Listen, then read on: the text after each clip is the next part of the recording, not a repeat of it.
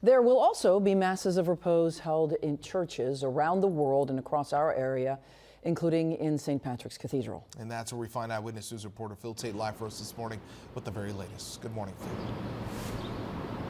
Pedro, Michelle, good morning. Tributes continue to pour in from around the world and even right here at home. It was just yesterday as crowds has poured outside of the St. Patrick's Cathedral. And today we are preparing for a mass for repose that is set to begin at 12 noon. That will be presided over by Cardinal Timothy Dolan. It was just yesterday that the Cardinal had spoke with us inside of the cathedral after a mass and had shared fond memories of Pope Francis. This was the same place where the Pope had celebrated mass nearly a decade ago. Let's take a listen to what the Cardinal had to say. If you could choreograph it, you couldn't choreograph it any better than what happened. The last time we saw him, Easter Sunday, the last words, a blessed Easter, as he gave us his blessing.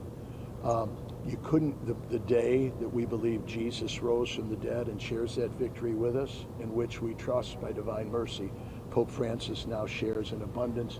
You couldn't have choreographed it better. And we thank him for that. The way he lived and the way he died, he was a great teacher.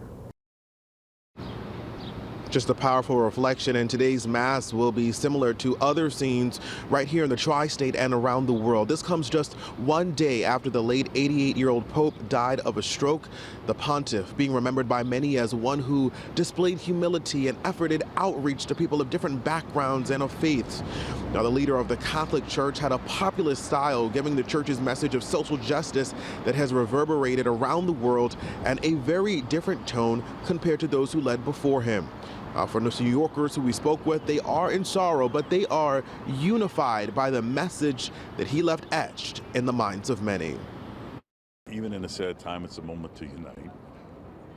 And I guess we think of what he stood for and what he tried to impress and how he tried to lead. And it, unfortunately, in a sad time like this, it kind of brings that all into focus.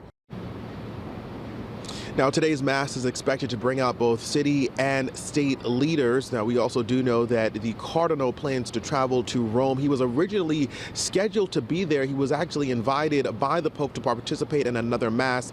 The focus now all changes as he, along with so many other cardinals from around the world, now prepare to bury their leader. Now, we are live outside of St. Patrick's Cathedral. I'm Phil Taitt, Channel 7 Eyewitness News.